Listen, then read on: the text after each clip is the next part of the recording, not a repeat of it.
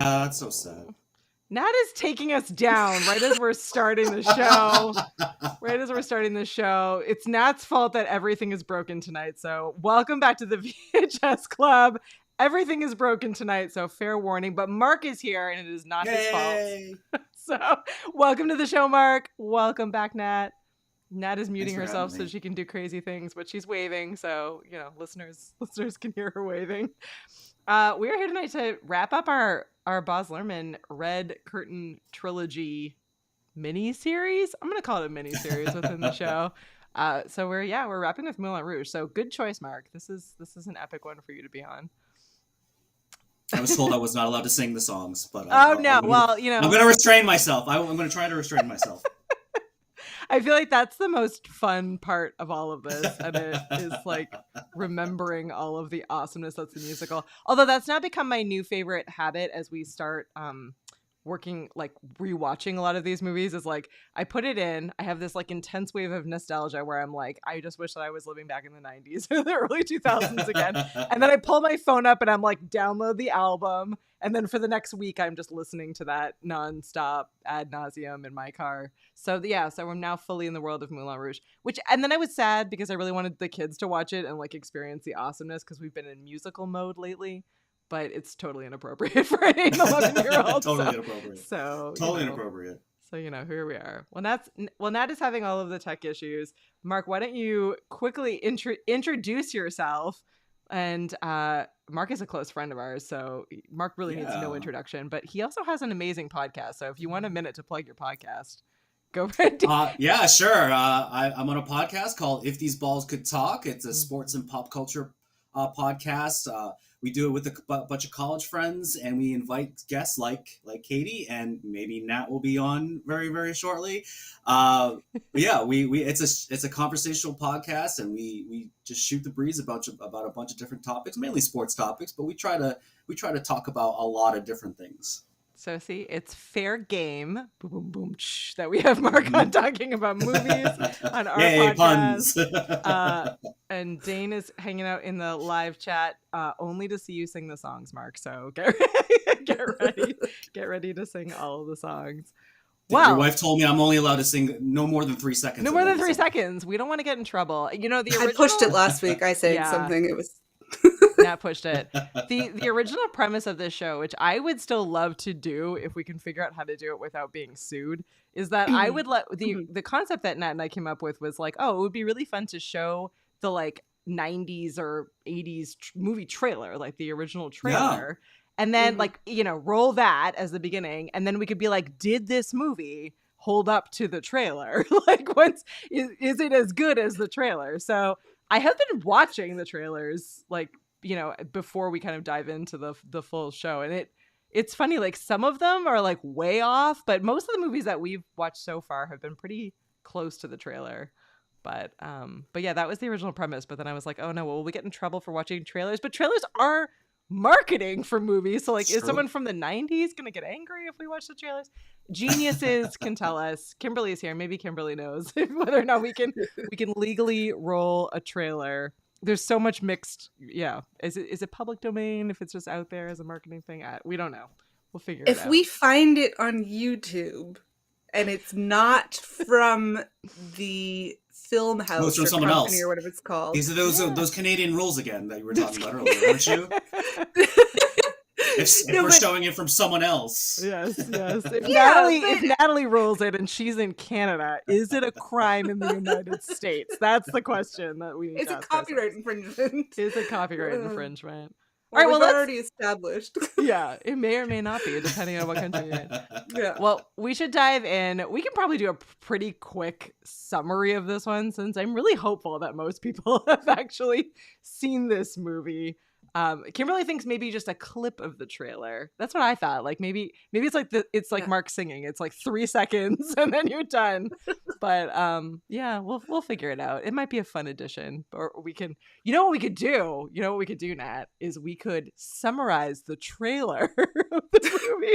So instead of going through like the long summaries that we do, where we're like, oh no, now it's been an hour and we've just talked about like what the movie is about, we could just summarize the trailer.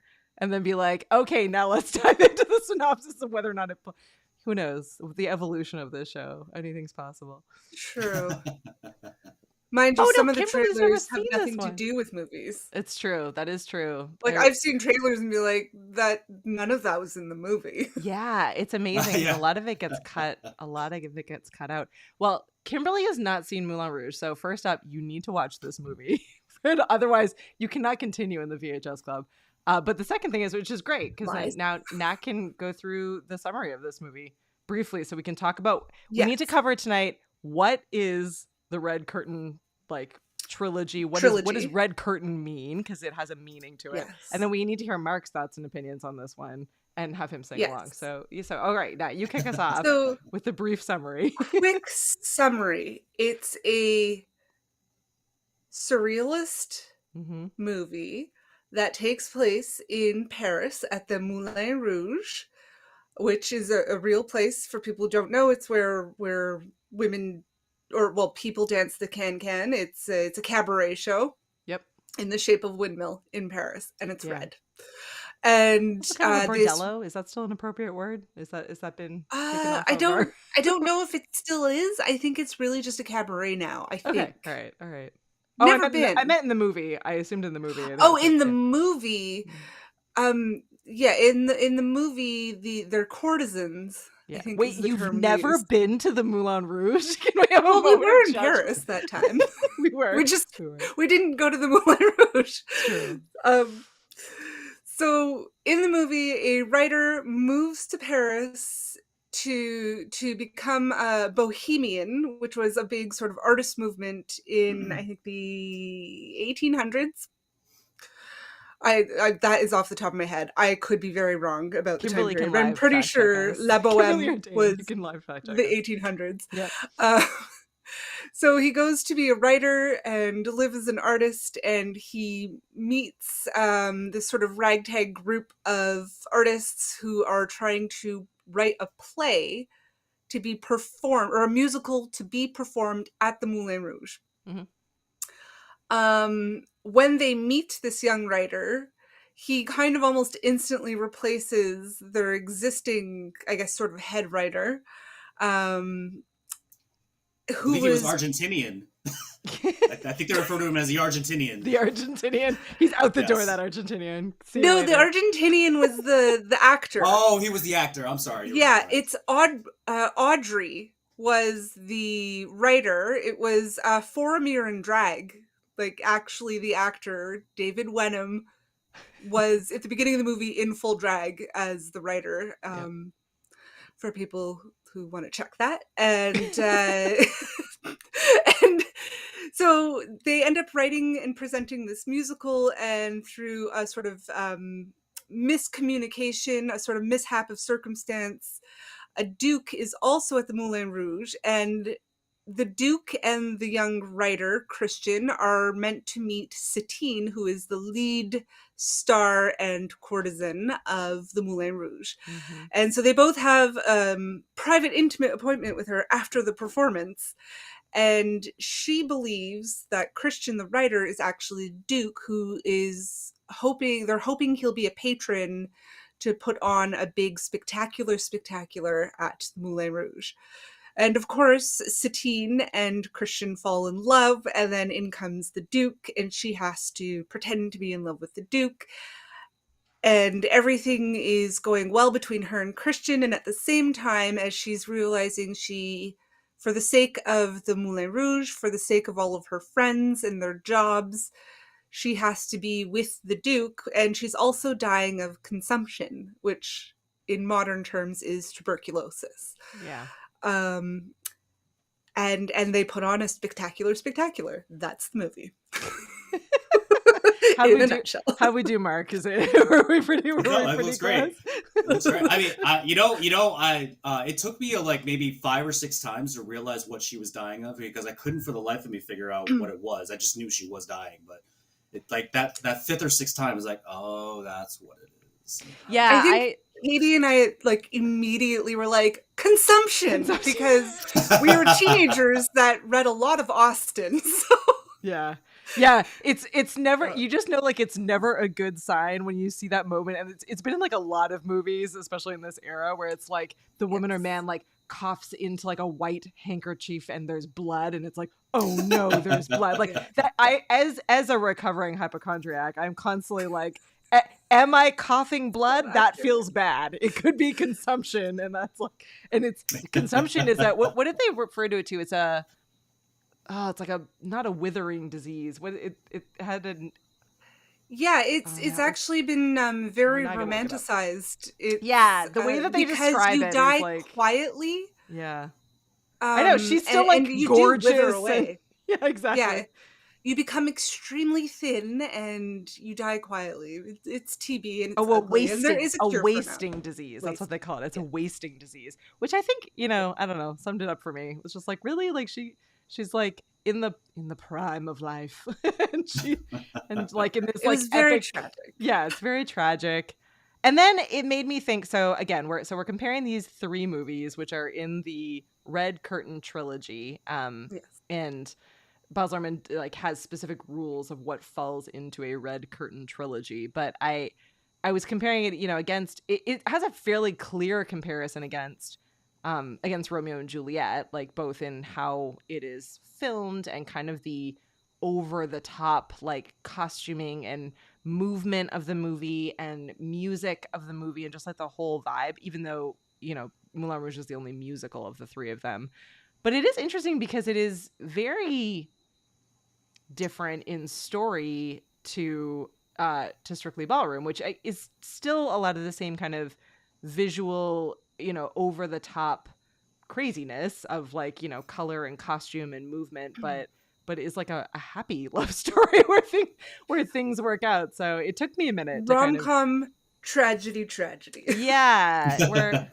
But I will say, after reading like 8 million articles today, and working, I promise I was working too, but also reading 8 million articles today, was the concept of there's sort of 3 different takes on romance, right? So it's like the couple that works out, the one where they both die, and then the one where like there's this, he can't save her and he needs to move on without her, right? So it's this and I was saying to Mark before we jumped on, it was like embarrassing as a double English and ancient history major who took all the Greek mythology class. I was reading and they were like, this is loosely based on Orpheus from Greek mythology. And I was like, oh, fail. Totally did not see that in any of it. Baz Luhrmann is very into his mythologies. Like there is Eurydice and Orpheus, and he has so many mythological references that you don't see necessarily unless you hear him say it. Because I realized today reading an article that I had also sent Katie, like he was a very like artistic, big mind. Like he was traveling, and this movie was influenced by his travels through Marrakesh and through all sorts of different places, through travels through India, where he had he was like the visual of these places consumed him so completely. His wife had to drop everything and go and take care of his breakdown. Like it was, he has quite a vision, it's very interesting. I did love in that article at one point, the interviewer was like, I just assumed that you were gay and you're not. he's like been married for a very long time to Yeah. his costume designer who did all Yeah. of the costumes for all three of these movies. And it's just, again, it kind of speaks to the whole, I think Baz Luhrmann, the thing he is best at is really creating almost like a stage level over the top performance on camera, which, you know, he certainly has this kind of, we learned last time that he has like this background in dance and his mother was a dance teacher. So I think he's used to being in these like large productions physically on a stage. Yeah. And somehow he was able to translate the magic of that and the over the top craziness of that into these movies, which then, you know, Moulin Rouge is now also a Broadway production. Strictly Ballroom was a Broadway production. Romeo and Juliet, I guess, has always been not a Broadway production, but it's always been staged. So full circle there, full circle around. He did say in that article, though, he's like, you can definitely see the gay in all of my work. Yeah, I know. Yeah, he's very fluid. He's like, a fluid person. Yeah. Yeah, he's like, my wife and I are very open to all sexual possibilities. Like he's in a committed heterosexual relationship with his wife, but he's never. He seems to be very pro or part of the LGBTQ plus he's community, you know, like he's very camp. Like, he's very he's very campy and he's very flamboyant.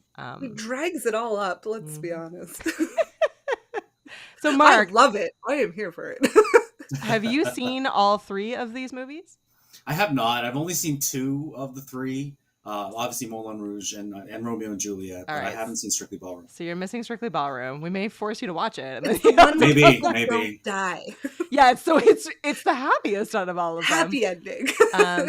It feels very much, we said this on the show, it feels very much almost like Best in Show, if you've seen that one. So it has that kind of mockumentary feel to it, and everything about it is like very, very over the top.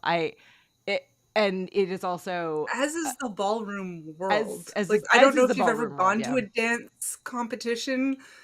I went to a Latin dance competition once. Long story, but it is like that. Like, that is not really an exaggeration in Strictly Ballroom. Like, it's very intense. Yeah. Well, there's a reason why there's a reality show for like dance moms and whatnot, I believe. So yeah, I think there is a reality show called Strictly Ballroom too. Yeah, I think there is actually. Someone was saying that to me the other day, and I didn't realize that. All right, well, let's talk a little bit about the Red Curtain cinematics or Red Curtain trilogy. I will be honest and admit my failings in what I originally thought about. Like I had certainly heard Red Curtain Trilogy. I think at one point I owned like the box set that had the like red curtain on the front of it. You know, the opening of Moulin Rouge has that iconic like stage red curtain that comes open, right? So I feel like when I thought, you know, I saw that, I was like, oh, that's like, you know, he's named it that because like that kind of sums up the theater and the, you know, the kind of the flamboyance and the drama and the color red of that kind of exists through these three movies. But he says, and I quote, it is what I call Red Curtain cinematics. There are some basic rules. 1, you must know how it ends when you begin.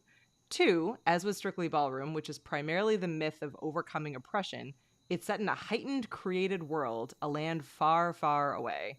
And 3, a device to keep the audience at all times awake to the experience that they are watching a movie. It is not about naturalism. These 3 rules allow the audience to be in agreement with the film. It's a contract.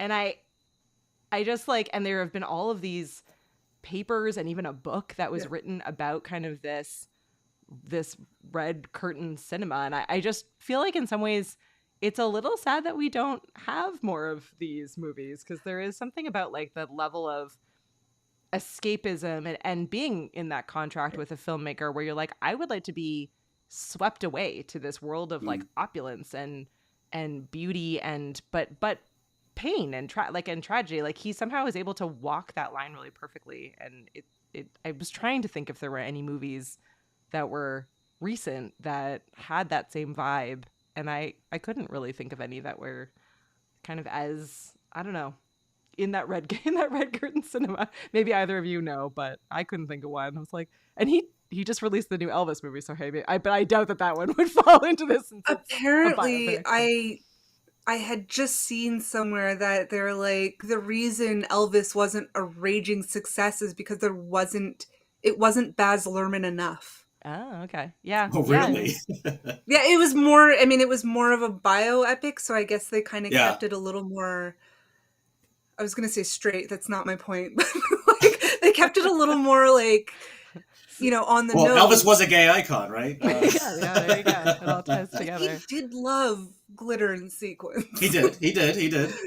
Well, his other movies are also, I mean, so he's done 6 total, and the others are not included in this Red Curtain trilogy. So like there was an intention behind these ones. I remember a Blue Curtain trilogy rumor.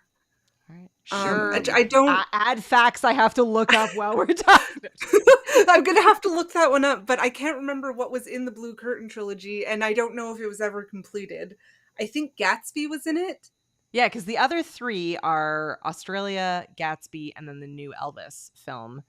I mean, I think Australia was just for tourism, wasn't it? Yeah, I mean, like both Australia and Gatsby they're still big and over the top, and certainly Gatsby is like all about kind of, you know, opulence and certainly a specific world. But yeah, I know it's funny that he draws on like existing stories. Like he's not afraid to be like, oh, I'm just gonna take Romeo and Juliet and bring it into this kind of red curtain space, or take Gatsby, which, you know, obviously is another like, you know, canon part of literature, and be able to bring it into this space. I wonder how he like goes about choosing some of those things. But I don't know, but I could definitely use another Baz Luhrmann movie. Yeah. Like not Elvis, but like a different one. Like an over the top. Yeah. You didn't like Elvis? I haven't seen it. I just haven't seen it. Did you like it? I saw it. I did like it. It was a little, you know, because it was Baz Luhrmann, it had like some of those campy moments, and I will say that Tom Hanks as the Colonel was a little off-putting because he had a really weird voice that he was using. Like Tom Hanks, he's a great actor, but him as the Colonel was, I don't know. It was almost like Bane in Batman, but but I did really enjoy the movie, and I thought I did enjoy it. I've seen it a couple times too. Oh, all right. There you go. Maybe it's worth us checking out then. We'll chat. It's too new to be able to talk about on this show. But, but that's true. Right. We can't not on VHS. Yeah, it's not on VHS. Okay, can we talk about Ewan McGregor in this movie? He was a cute duty. Sorry, Mark, but almost a lot of estrogen in this, like swoon. That's all right. It almost was. So fun facts for this movie. So Leonardo DiCaprio wanted this role, and obviously is like a favorite of Baz Luhrmann, but he can't sing, so he missed out on the role because he couldn't sing. And Ewan then sounds like an angel. Yeah, he can sing like an angel. I got in a low key fight with Dana. What's that called? The frisson, like, you know, when sometimes not everybody has it, but when you hear music and somebody has like a very obvious talent, I get all these goosebumps and all my hair stand up. Oh yeah. When he sings, every time I'm like, got goosebumps everywhere. He does have a very enchanting voice. He plays innocent really, really well, and I think it would have been really hard to. I mean, obviously, you know, you're always like looking back when someone does a brilliant role, you're like, well, no one else could have played this, but